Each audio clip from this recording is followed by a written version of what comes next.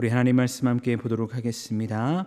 열왕기하 20장 1절에서 11절까지 말씀입니다. 열왕기하 20장 1절에서 11절까지 말씀, 우리 한 목소리로 함께 봉독하겠습니다. 그때에 히스기야가 병들어 죽게 되매 아모스의 아들 선자 이사야가 그에게 나와서 그에게 이르되, 여호와의 말씀이 너는 집을 정리하라, 내가 죽고 살지 못하리라 하셨나이다. 히스기야가 낫을 벽으로 향하고 여호와께 기도하여 이르되, 여호와여 구하오니 내가 진실과 전심으로 주 앞에 행하며 주께서 보시기에 선하게 행한 것을 기억하옵소서 하고 히스기야가 심히 통곡하더라. 이사야가 성읍 가까운 데까지 이르기 전에 여호와의 말씀이 그에게 임하여 이르시되, 너는 돌아가서 내 백성의 주권자 히스기야에게 이르기를, 왕의 조상 다윗의 하나님 여호와의 말씀이 내가 내 기도를 들었고 내 눈물을 보았노라. 내가 너를 낫게 하리니 내가 3일 만에 여호와의 성전에 올라가겠고 내가 내 날에 15년을 더할 것이며 내가 너와 이 성을 아수르 왕의 손에서 구원하고 내가 나를 위하고 또 내 종 다윗을 위함으로 이 성을 보호하리라 하셨더라. 이사야가 이르되, 무화과 반죽을 가져오라 하매 무리가 가져다가 그 상처에 놓으니 나으니라. 히스기야가 이사야에게 이르되, 여호와께서 나를 낫게 하시고 3일 만에 여호와의 성전에 올라가게 하실 무슨 징표가 있나이까 하니, 이사야가 이르되, 여호와께서 하신 말씀을 응하게 하실 일에 대하여 여호와께로부터 왕에게 한 징표가 임하리이다. 해 그림자가 10도를 나아갈 것이니까 혹 10도를 물러갈 것이니까 하니, 히스기야가 대답하되, 그림자가 10도를 나아가는 쉬우니 그리할 것이 아니라 10도가 뒤로 물러갈 것이니이다 하니라. 선자 이사야가 여호와께 간구하매 아하스의 해시계 위에 나아갔던 해 그림자를 10도 뒤로 물러가게 하셨더라. 아멘. 우리 함께 말씀 나누도록 하겠습니다. 오늘 말씀은 우리가 많이 들어본 히스기야 왕의 발병과 회복에 대한 말씀입니다. 근데 오늘 말씀을 나누기 전에 오늘 말씀 1절에 나오는 그때에라는 시간적 배경을 먼저 나누고자 합니다. 우리가 성경을 순서대로 보면 히스기야의 발병과 회복이 어제 말씀에 이은, 즉 아수르의 2차 침공과 하나님의 기적 사건 이후에 나타난 사건처럼 보여집니다. 근데 성경을 자세히 들여다보면 오늘 말씀에서 말하고 있는 그때가 우리가 생각하는 그때가 아님을 알 수 있습니다. 이 문제를 풀어보기 위해서는 앞선 18장에 나온 히스기야에 대한 말씀을 통해 힌트를 얻게 되는데요. 먼저 히스기야가 남녀를 얼마나 통치했는가, 열왕기하 18장 2절을 보면은 29년간 다스렸다라고 성경은 말씀하고 있습니다. 그리고 아수르의 사네립이 남유다를 총 2번 침공을 하게 되는데, 첫 번째 침공이 언제였는지 성경은 열왕기하 18장 13절에서 히스기야 왕 제14년에 아수르의 왕 사네립이 올라왔다라고 말씀하고 있습니다. 그러니까 29년간 히스기야가 남유다를 통치했고, 히스기야가 남유다를 통치했던 14년째 해에 아수르가 침공을 했다는 것이죠. 이 두 가지를 기억하면서 오늘 말씀을 보면 우리가 알다시피 하나님의 기적 가운데 히스기야가 회복이 됩니다. 그리고 하나님의 음성을 통해 몇 년의 날을 연장을 받습니까? 15년이라는 시간을 연장을 받게 된다는 것이죠. 그렇다고 한다면 29년간 남유다를 다스렸던 히스기야가 이 병에 걸린 때가 언제인가라는 것을 우리가 계산해 본다면 아수르 왕 사네립이 남유다를 1차 침공한 때와 같은 해였던 제14년이었다는 것을 알게 되어집니다. 그래서 학자들의 의견을 보면 오늘 성경이 말하고 있는 그때는 아수르가 남유다를 침공하기 전으로 보고 있습니다. 왜냐하면 오늘 말씀 6절에서 하나님께서 아수르 왕의 손에서 구원하겠다라는 말씀을 선포하고 계시고, 남유다는 1차 침공을 통해 우리가 어제 말씀을 통해 잠시 나눴던 것처럼 아수르 왕에게 은 300달란트와 금 30달란트를 바치지 않습니까? 이 사건이 1차 침공 이후라고 한다면 왕궁 안에 금은보화는 남아있지 않을 것이고, 내일 말씀을 통해 볼 텐데 바벨론 사신에게 그 금은보화를 보여줄 수 없기 때문입니다. 근데 성경적으로 보면 어떻습니까? 18장 19장에서 이미 1차 침공과 2차 침공, 그리고 하나님이 보여주신 기적의 사건이 다 끝났는데 20장에서 히스기야 왕의 발병과 회복 사건이 등장한다는 것입니다. 그렇다면 열왕기서를 기록한 저자는 왜 이렇게 연대기 순서를 바꿔서 이렇게 기록을 했을까?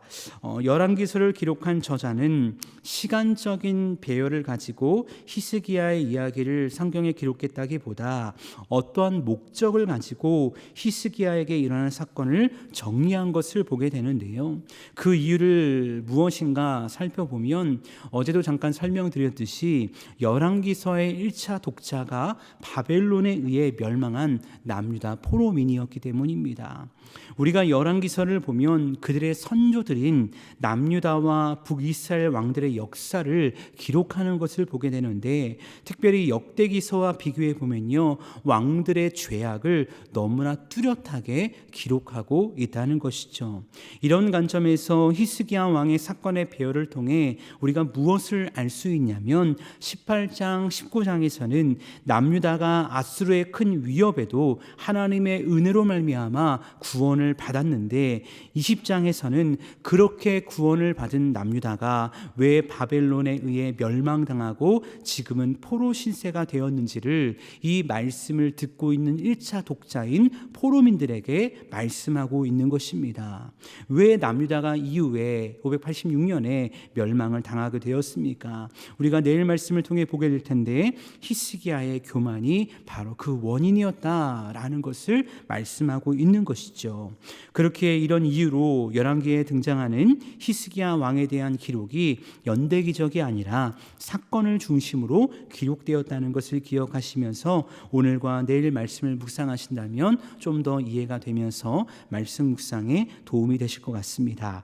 이제 오늘 말씀을 더 구체적으로 나눠볼 텐데요. 오늘 보면 1절 말씀 가운데 이렇게 말씀하고 있습니다. 그때에, 방금 말씀하셨던 바로 그때 히스기야가 병들어 죽게 되매 아모스의 아들 선자 이사야가 그에게 나와서 그에게 이르되 여호와의 말씀이 너를 집을 정리하라, 내가 죽고 살지 못하리라 하셨나이다.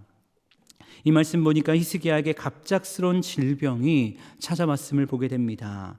이 질병이 무엇인가? 1절 말씀에서는 구체적으로 말씀하지 않는데 7절 말씀에서 상처라는 단어가 나오거든요. 이 상처를 통해 히스기야의 질병이 무엇이었는지 짐작할 수 있습니다. 여기서 말하는 상처란 종기로 해석이 되어지는데, 이 종기는 출애굽 재앙 때 내린 종기와 같은 단어로 쓰여졌다고 합니다. 그렇기 때문에 히스기야가 걸린 병은 아마 피부에 생긴 악성 종기지 않았나라고 생각하게 되는 것이죠. 그런데 엎친 데 덮친 격으로 이사야가 히스기야를 찾아오더니 무엇을 말씀합니까? 첫 번째는 너는 집을 정리하라, 두 번째는 내가 죽고 살지 못하리라 라고 말씀하고 있습니다. 여기서 집을 정리하라 라는 것은 단순히 이사를 가기 위해서 집을 정리해라 라는 그런 수준의 이야기가 아니죠. 여러분, 히스기야는 남유다의 왕입니다. 그렇기 때문에 집을 정리하라는 것은 너의 왕권을 정리하라, 너의 후계자를 세우라 라는 뜻입니다. 왜냐하면 그래야 히스기야의 죽음 이후에도 남유다의 왕권이 흔들리지 않을 것이기 때문입니다. 더군다나 앞서 설명드렸듯 지금 상황은 아수르의 남유다 침공이 가까운 시점인데, 이럴 때 히스기야 왕이 죽는다면 나라적으로 얼마나 큰 위기를 맞이하겠습니까? 근데 이 하나님의 음성을 들었던 히스기야가 어떻게 반응하며 나아갑니까? 2절과 3절 말씀 보니까 히스기야가 낯을 벽으로 향하고 여호와께 기도하여 이르되 여호와여 구하오니 내가 진실과 전심으로 주 앞에 행하며 주께서 보시기에 선하게 행한 것을 기억하옵소서 하고 히스기야가 심히 통곡하더라. 히스기야로서는 사망 선고가 내려진 것입니다. 그런데 히스기야는 포기하지 않고요, 자신의 얼굴을 벽을 향하여 기도하는 것입니다. 성전을 향해 나가고 싶지만 질병을 가지고 있어서 정결하지 못한 히스기야는 성전을 갈 수 없는 것이죠.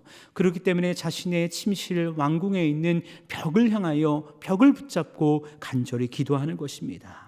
벽을 향했다는 것은 무엇인지 아십니까? 세상 어떤 것에도 방해받지 않고 오직 하나님만 바라보며 기도하겠다는 의지적인 표현인 것입니다. 이 모습을 보면 과거 아합이 나봇의 포도원을 갖지 못해 침대에 누워 얼굴을 벽에 돌리고 음식을 거부한 태도와 상반된 태도임을 알게 되어지는데, 그만큼 히스기야는 하나님을 의지했다는 것이죠. 근데 여기서 중요한 것은 히스기야의 기도 내용입니다. 무슨 기도를 하며 하나님께 나아갑니까? 내가 진실과 전심으로 주 앞에 행했던 것, 선하게 행했던 것을 기억하옵소서라고 기도하며 하나님께 나아가는 것입니다. 여러분, 히스기야의 삶이 하나님 앞에서 얼마나 선했는지 우리는 알고 있습니다. 지난 14년간의 히스기야의 삶 어땠습니까? 열왕기하 18장 3절은 히스기야 삶에 대해서 이렇게 평가하지 않습니까? 히스기야가 그의 조상 다윗의 모든 행위와 같이 여호와께서 보시기에 정직하게 행했다라고 말씀하죠. 성경은 히스기야의 삶이 누구와 같았다라고 말씀합니까? 내 마음에 합한 자 다윗과 같았다라고 말씀하며 그를 선한 왕으로 평가한다는 것입니다. 그런데 여러분, 그래서 하나님께서 히스기야를 치유하시고 15년의 삶을 연장하셨을까요? 만약 여기서 우리가 이런 얘기를 한다면 아마 이 이야기로 인해서 많은 사람들의 마음에 어려움이 있지 않을까라고 생각합니다. 왜냐하면 우리가 하나님 앞에서 진실과 전심으로 선하게만 살아간다면 만사 형통할까요? 만약 이 말씀을 그렇게 해석한다면 안 될 것입니다. 왜냐하면 우리의 기도가 응답되지 않는 이유가 하나님 앞에서 우리가 진실되고 정직하지 못하다는 반증이 될 수 있기 때문입니다. 여러분, 하나님께서 히스기야의 기도에 응답하신 것은요, 그 기도가 하나님의 뜻에 합한 기도였기 때문입니다. 하나님의 뜻이었기 때문에 그 선함과 정직과 진실과 함께 더불어 응답하신 것이지, 무조건 진실하고 선하고 믿음의 삶을 살아간다고 해서 그 모든 기도에 응답하시는 것은 아닐 수 있다는 것입니다. 더 나아가 다윗과 맺은 언약을 기초로 하여서 하나님은 히스기야의 기도에 응답하셨다는 것을 우리는 깨달아야 한다는 것입니다. 그렇게 이사야를 통해 사망 선고를 내리신 하나님께서는 이사야를 통해 다시 한번 히스기야에게 생명 선고를 내리게 되시는 것이죠. 오늘 5절과 6절 말씀 보니까 하나님께서 이사야를 통해 성읍으로 이르기 전에 하나님의 음성을 듣게 하시고 하나님의 말씀을 선포케 하십니다. 5절과 6절에서 이렇게 말씀하십니다. 내가 내 기도를 들었고 내 눈물을 보았노라. 내가 너를 낫게 하리니 내가 3일 만에 여호와의 성전에 올라가겠고 내가 내 날에 15년을 더할 것이며 내가 너와 이 성을 아수르 왕의 손에서 구원하고 내가 나를 위하고 또 내 종 다윗을 위함으로 이 성을 보호하리라 하셨다 하라. 아멘. 방금 읽은 말씀 보니까 무엇을 말씀합니까? 내 종 다윗을 위함으로 이 성을 보호하리라 라고 말씀하고 있다는 것입니다. 다윗과의 언약을 기초함으로 말미암아 히스기야를 지키시고 그 가문을 지키시는 하나님의 응답이 이사야를 통해 주어지게 된다는 것이죠. 하나님께서 이사야를 통해 히스기야에게 세 가지의 응답을 허락하시는데, 첫 번째는 내가 너를 낫게 하리니 내가 3일 만에 여호와의 성전에 올라갈 것이다 라고 말씀합니다. 여러분, 우리 하나님은 치유하시는 하나님인 줄 믿습니다. 여기서 낫게 한다는 히브리어는 로페라고 이야기하는데, 로페는 치료하다라는 뜻을 가진 라파, 우리가 여호와 라파 치료하시는 하나님이라고 말하지 않습니까? 이 라파의 능동태로 쓰여진 단어입니다.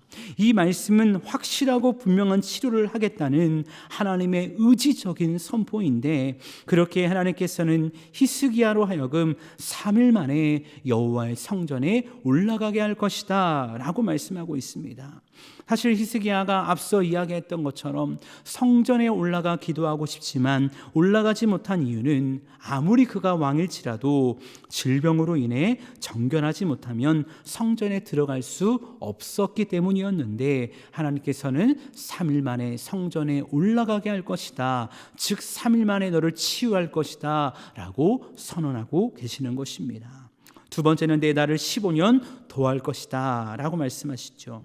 하나님께서 15년이라는 시간을 연장시킨 이유는 정확히 알 수 없습니다. 근데 분명한 것은 이러한 마음이지 않았을까요? 지금껏 진실과 전심으로 선하게 행했던 것처럼 앞으로의 날 가운데 동일한 마음으로 남자를 다스리라 라는 하나님의 뜻이지 않았을까라고 생각하게 되어집니다. 하지만 내일 말씀을 통해 보건대 이런 하나님의 축복의 마음에도 불구하고 히스기야는 잠시의 교만으로 실수하고 넘어지는 것을 보게 되어집니다. 세 번째는 이 성을 아수르 왕의 손에서 구원하고 보호할 것이다 라고 말씀하시죠. 앞서 설명드렸듯이 히스기야의 발병과 회복 사건은 아수르 1차 침공 이전에 일어난 사건입니다. 어찌 보면 하나님께서는 아수르가 남자를 침공할 것을 알고 계셨고, 그렇게 예루살렘을 아수르 왕의 손에서 구원하고 보호할 것을 선언하십니다. 하지만 이런 하나님의 말씀을 받았음에도 불구하고 아수르 1차 침공 때 히스기야의 모습은 어떠했습니까? 그 아수르의 위협에 겁을 먹어서 성전과 왕궁의 모든 금은보화를 바친 것을 볼 때 히스기야 또한 우리와 같은 성정을 가진 연약한 자였다는 것을 우리는 말씀을 통해 알게 되어집니다. 결국 이어진 7절 말씀을 보면 이사야가 이 기쁨의 소식을 히스기야에게 전하게 되고, 이 기적을 실현하기 위해 무리로 하여금 무화과 반죽을 가져오게 합니다. 그리고 그 무화과 반죽을 상처에 놓았을 때 히스기야의 병이 나았다라고 성경은 말씀하고 있죠. 왜 무화과 반죽인가? 라는 질문을 할 수 있는데, 사실 무화과 반죽에는 큰 의미가 없습니다. 마치 요한복음 9장에서 예수님이 진흙을 이겨서 석영의 눈에 바르고 실로암가에 가서 씻으라 라고 말씀하셨던 것처럼, 무화과 반죽은 도구로 쓰임받은 것이지 치유의 근원은 전능하신 하나님이었다는 것을 우리는 잊지 말아야 할 것입니다. 근데 사실 이어진 8절 이하의 말씀을 보면 히스기야의 질병이 7절에서는 나았다라고 말씀하고 있는데 완전히 낫진 않은 것 같습니다. 그래서 8절 말씀 가운데 히스기야가 이사야에게 무엇을 구하고 있습니까? 내가 3일 만에 여호와의 성전에 올라가게 하실 징표가 무엇입니까? 라고 묻는 것입니다. 완전히 낫지 않은 그 병을 보면서 히스기야가 이사야에게 징표를 구하는 것이죠. 그러자 이사야가 책망하지 않고 이렇게 말합니다. 둘 중 한 가지의 징표를 구하라 라고 말합니다. 그러면서 어떤 징표를 구하라고 말씀하시냐면, 해시계로 사용된 해 그림자가 10도 앞으로 나아가는 것, 반대로 10도 뒤로 물러나는 것, 이 둘 중에 하나의 징표를 구하라 라고 말하는 것이죠. 이에 히스기야는 자연의 질서를 거스르기 어려운 쪽인 후자를 구합니다. 즉 해 그림자가 10도 뒤로 물러나는 징표를 구하는데, 오늘 11절 말씀을 보니까 히스기야가 구했던 징표대로 이사야가 하나님께 간구함에 해 그림자가 10도 뒤로 물러갔다라고 말씀하고 있습니다. 그리고 우리가 알다시피 히스기야는 정확히 치유되고 회복되어서 남유다를 다스리게 된 줄로 믿습니다. 결국 하나님의 온전한 치유와 회복이 히스기야에게 일어나게 되었다는 것, 오늘 말씀을 통해 우리는 알게 된다는 것이죠. 확실한 믿음으로 하나님을 신뢰하지 못했던 연약함이 드러났지만, 그 연약함에 대해서 하나님은 이사야를 통해서 왜 믿지 못하느냐 책망하는 것이 아니라 그가 구했던 징표를 정확히 주심으로 말미암아 하나님이 누구인지, 얼마나 전능하신 하나님인지 히스기야가 영원히 바라봐야 될 분이 누구인지를 분명히 말씀하고 깨닫게 하시고 확증하게 하셨다는 것입니다. 사랑하는 여러분, 우리 하나님은 이런 하나님인 줄 믿습니다. 때로는 우리가 연약하고 부족할지라도, 믿음 없어서 하나님 왜 역사하지 않습니까? 라고 불평할지라도 하나님은 언제나 우리 가운데 긍휼과 은혜를 베푸심으로 말미암아 우리를 치유하시고 우리를 회복시키시는 전능하신 여호와 라파 하나님인 줄로 믿습니다. 특별히 오늘 말씀을 묵상하면서요, 우리 모두에게 공통된 생각과 기도 제목이 있지 않을까라고 생각을 하게 되었습니다. 오늘도 수많은 질병 가운데 고통받고 있는 우리 남산교회에 수많은 지체들이 있지 않습니까? 그리고 그 지체를 옆에서 간호하고 돌보면서 정말 같이 힘들어하고 마음 아파하는 수많은 지체들이 있지 않습니까? 사실 그들의 간절한 기도가 오늘 히스기야의 눈물의 기도지 않을까라고 생각을 하게 됩니다. 꼭 교회에 나와서 기도해야 하나님이 받으시는 기도는 아니지 않습니까? 그렇기 때문에 처해진 상황과 환경, 그 고통의 부르짖음, 그때마다 하나님 앞에 얼마나 눈물로 간구하며 나아갈까 생각하게 되어집니다. 그런데 간절한 기도 가운데 정말 소원하기는 이 눈물과 간구의 기도 속에 오늘 하나님께서 이사야를 통해 히스기야에게 말씀하셨던 내가 내 기도를 들었고 내 눈물을 보았노라 라는 이 하나님의 말씀, 하나님의 위로, 하나님의 격려의 메시지가 오늘도 고통 가운데 있는 모든 환우들에게 그 눈물의 기도 가운데, 그 부르짖음 가운데 하나님의 응답이 되기를 간절히 주의 이름으로 소원합니다. 그 마음으로 이 시간 함께 기도했으면 좋겠습니다. 그래서 여호와 라파, 치료하시는 하나님의 치유와 회복의 역사가 이 치유를 갈망하는 우리 남산교회 모든 성도들에게 임하기를 기도하는 이 새벽이 될 수 있는 우리 모두가 될 수 있기를 간절히 주님의 이름으로 축원합니다.